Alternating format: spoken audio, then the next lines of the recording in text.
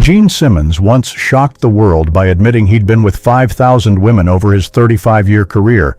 He even kept hundreds of Polaroid photos from each encounter as trophies until his wife discovered them. But that's not the whole story of Gene. From a starving boy in Israel, he built the Kiss empire, worth $400 million, and bought his mother a mansion over 16,500 square feet in the heart of Beverly Hills. How did he rise above scandal to reach the top? What's the secret behind the face paint? And how did a rebel with over 5,000 flings hold on to a love that's lasted 30 years beyond the stage's flames? Gene isn't what you think. He's haunted by his mother's past and lives to keep a promise to her. Let's uncover the untold chapters of this rock legend's life. Gene Simmons, the rock mogul with a $400 million empire, was once a shivering boy on Israel's streets. How did a penniless kid climb to the world's peak? And what from those dark days kept him from ever giving up? Today, Gene Simmons is a Kiss legend, but his life started in hardship. Born in 1949 in Haifa, Israel, his real name was Chaim Witz. His mother, Florence Klein, survived Nazi concentration camps, losing her entire family in the Holocaust except for her brother. His father, Ferenc, was a carpenter, but his wages barely fed the family. In their town of Tirat Carmel, a full meal was a dream. At 7, Gene walked miles to pick wild fruit to sell by the roadside. Once, he nearly got hit by a truck grabbing fallen fruit but kept going. It was the only way he and his mother could afford bread. Can you imagine? A 7-year-old carrying his family's weight, ever giving up. When Gene was 8, his parents divorced. He and his mother left Israel for Queens, New York, chasing a new life. Gene became Eugene Klein, but America wasn't easy. He didn't speak English, stammered, and was teased by peers. His mother worked 12-hour days in a coat factory just to afford a cramped apartment. Gene saw her exhaustion, sometimes sitting silently, haunted by her past. He vowed, "I've got to do something so she doesn't suffer anymore." Then, in 1964, a moment changed everything. You might recall America glued to their TVs for the Beatles on The Ed Sullivan Show. 15-year-old Gene watched, eyes blazing. "Those skinny guys with long hair drove me wild," he later said. He begged his mother for a cheap cracked guitar. Gene practiced day and night, fingers bleeding, but never stopped. Each note was a promise his mother wouldn't stay poor forever.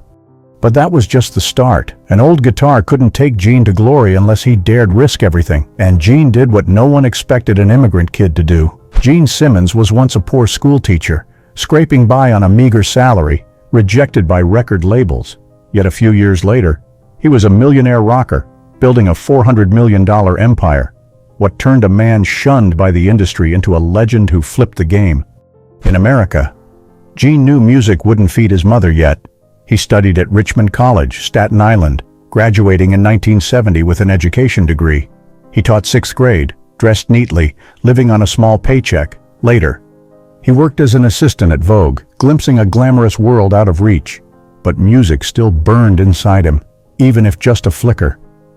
Gene and Paul Stanley formed Wicked Lester, signing with Epic Records, thinking their dream had arrived. But the label scrapped their album. The blow felt like a punch to the face. Gene thought of his mother, slaving to raise him. This failure screamed he'd never change her life. Sleepless nights. He wondered, am I on the wrong path? Could a bitter defeat break Gene, or ignite something bigger? Gene and Paul pressed on, forming Kiss, a band like no other, in a cramped room.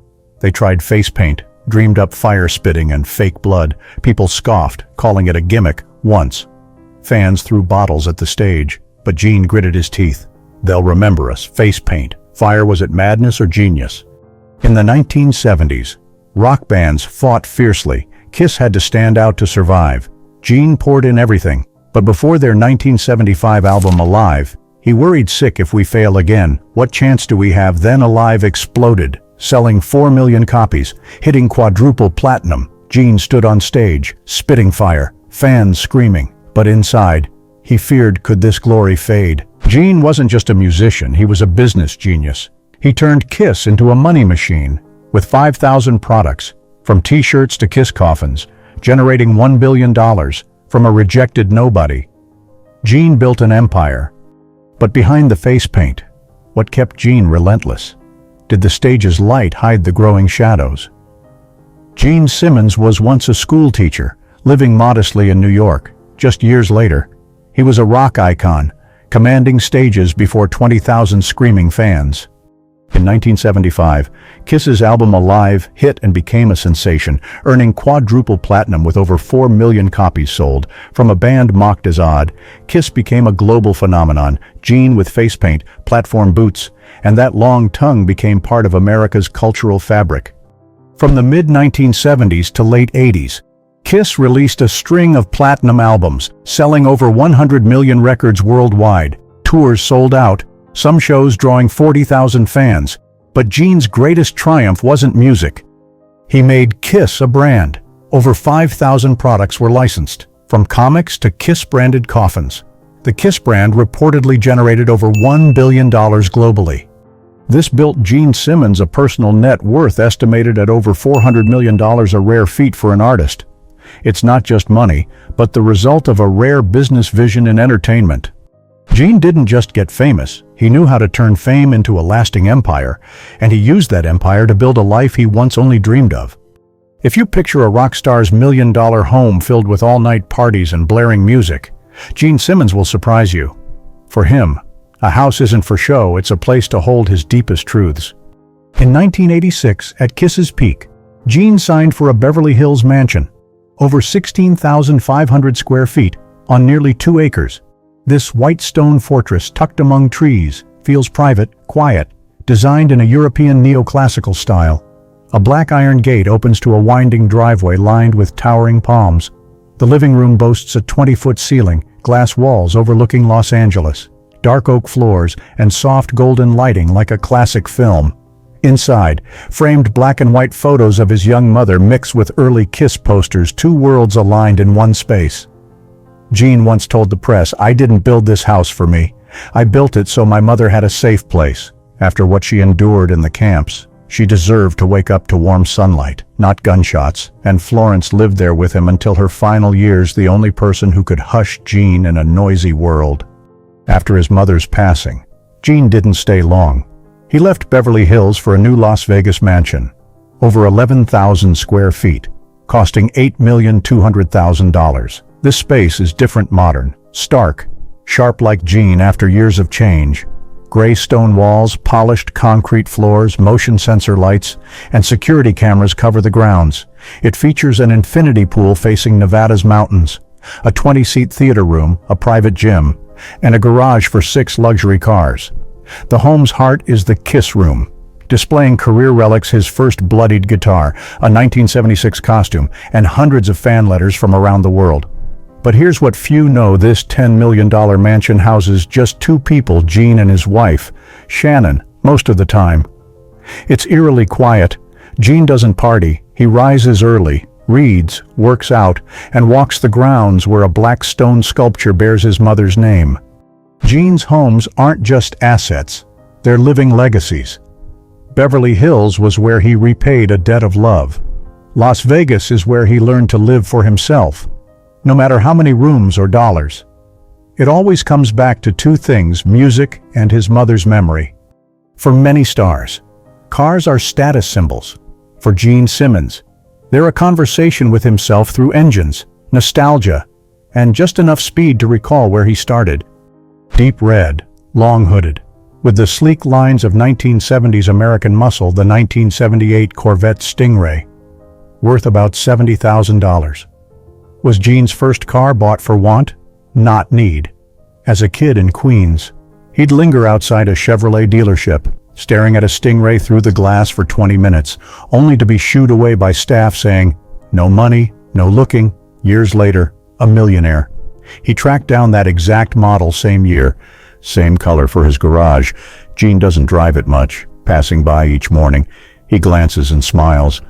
"This car doesn't need to run," he once said. "It's already gone far enough from a dream to reality." The silver Rolls-Royce Silver Spirit, worth over $120,000, contrasts his stage persona. While Kiss is fire, fake blood, and heavy guitars, this car is calm, powerful, controlled. Gene drives it alone at night. No music, just the engine's hum on near-desert Nevada roads. Black leather seats, mahogany dashboard, and a mint oil diffuser in the vent all reflect Gene's deliberate minimalism. He once said, after a lifetime of making people notice, "I need a place where no one knows who I am." In his private office, amid gold records, art, and vintage guitars, stands a limited edition Mini Cooper designed for Kiss, only 50 made worldwide, worth about $38,000. Glossy black with silver lightning stripes and a bold Kiss logo on the doors. "It's not for driving, it's for display," Gene tells guests. "I don't keep it because it's a car. It reminds me that even the smallest thing, with personality, can go far." Fans offered double to buy it, but Gene refused. To him, the Mini embodies the spirit of play with purpose, light but deep. The Cadillac Escalade, worth around $150,000, is Gene's mobile command center on tour. Plain outside, inside it's a world of its own. Red velvet seats, black pull-down shades, custom climate and lighting controls, and a JBL sound system tuned to his bass-heavy taste. It's where he writes lyrics, reviews film scripts, or sits alone after shows, sometimes jotting new song ideas in the back as the car glides through Nevada's desert. More than once, staff found him asleep in it after a late-night drive, script in hand.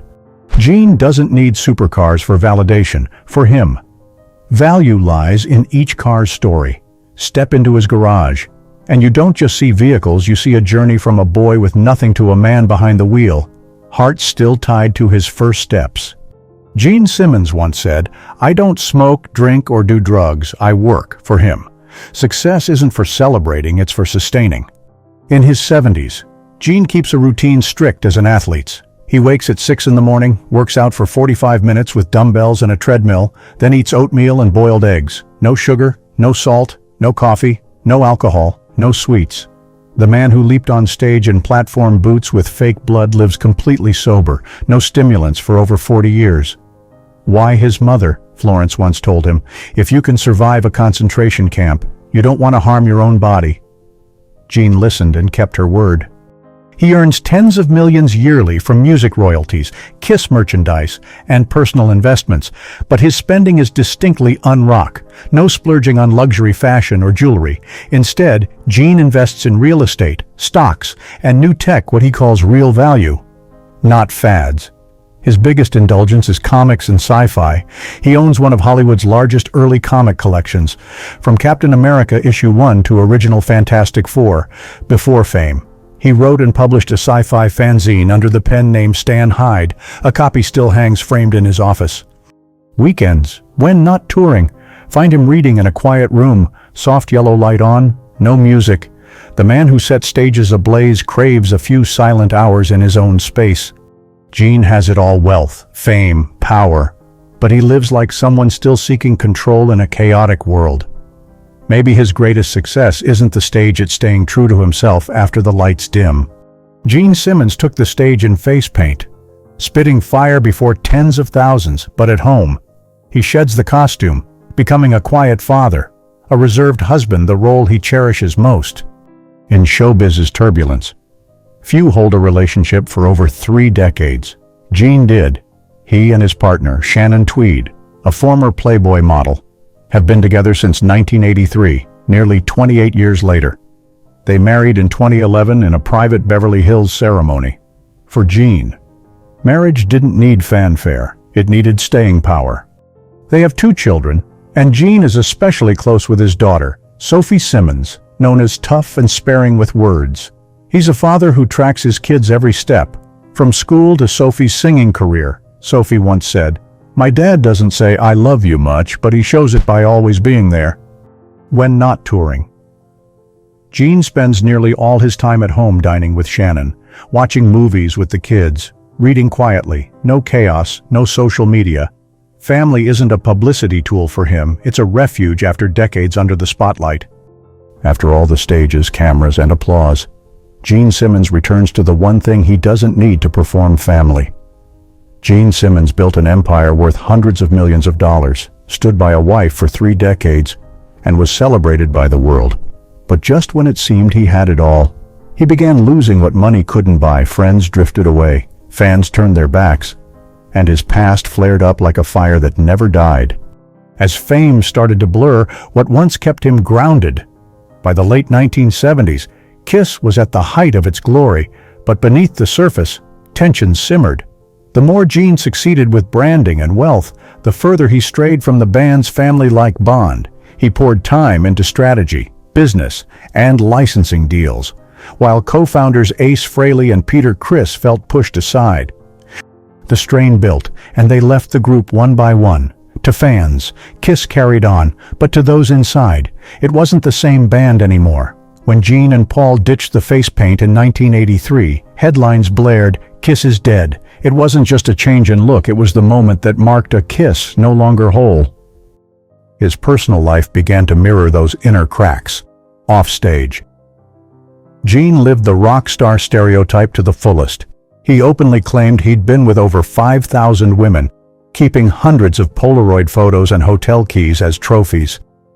But when he married Shannon Tweed in 2011, that past couldn't stay buried. Shannon found those photos and burned them all right after the wedding. Gene didn't stop her. He stood silently and let it happen. In a rare moment of openness, Gene shared, "I didn't lose her. I lost the old version of myself, and I'm grateful for that." Then the public began to wonder, who is Gene Simmons, really, in 2003, as America divided over the Iraq War. Gene voiced support for President George W. Bush and the conflict. To many fans who saw Kiss as a symbol of rebellion, it was a shock. He faced sharp criticism, even boycotts at some shows. Gene didn't back down. He said, "I'm an immigrant, I love America. I have a right to my voice." After that, he stepped away from controversy. No more political statements, no public feuds. He worked harder, performed more, and let silence be his way of making amends. Gene Simmons once thought he could control everything: his career, his wealth, his image, but his personal life, friendships, and public opinion slipped beyond his reach. He didn't lose it all, but he hit a wall and realized he had to change to hold on to what mattered most: himself. From those stumbles, Gene began crafting the most lasting part of his life, his legacy. Can you believe a man who thrived on the stage could leave something greater than applause? Let's dive into the final chapter: legacy and inspiration. Gene Simmons didn't just leave behind rock music, face paint, or blazing stages. His true legacy is how he survived poverty, overcame mistakes, and learned to use success to do what's right. From an immigrant boy to a cultural legend, Gene Simmons wasn't born for fame, but from empty hands. He built the Kiss empire, not just a band, but an icon of pop culture. In 2014, he was honored at the Rock and Roll Hall of Fame. It wasn't only recognition of talent, it was proof that an immigrant could redefine music and branding. From the stage to real life, when the spotlight gave way to action, after personal missteps, Gene didn't retreat, he stepped up. He sponsored over 140 poor children through Child Fund International, even traveling to Zambia to see their struggles firsthand. He also co-founded the Children Matter, supporting healthcare and underserved communities. In 2013, he received the Mend Humanitarian Award, not for fame, but for quiet perseverance. What remains after the glory fades? Gene isn't perfect, but he stood tall. He didn't try to erase his past, he chose to live better from where he stood. To the world, he's a stage legend. To his family, a quiet father. And to millions who grew up in hardship, he's living proof that determination can ring louder than any guitar. Gene Simmons' legacy isn't just in recording studios or commercial trademarks, it's in rising after mistakes and using fame to make a real difference. What do you think is most memorable about Gene Simmons, his music, the Kiss empire, or his journey from a boy picking wild fruit to a quiet source of inspiration? Share your thoughts below. Sometimes the quiet things shine brightest in a life.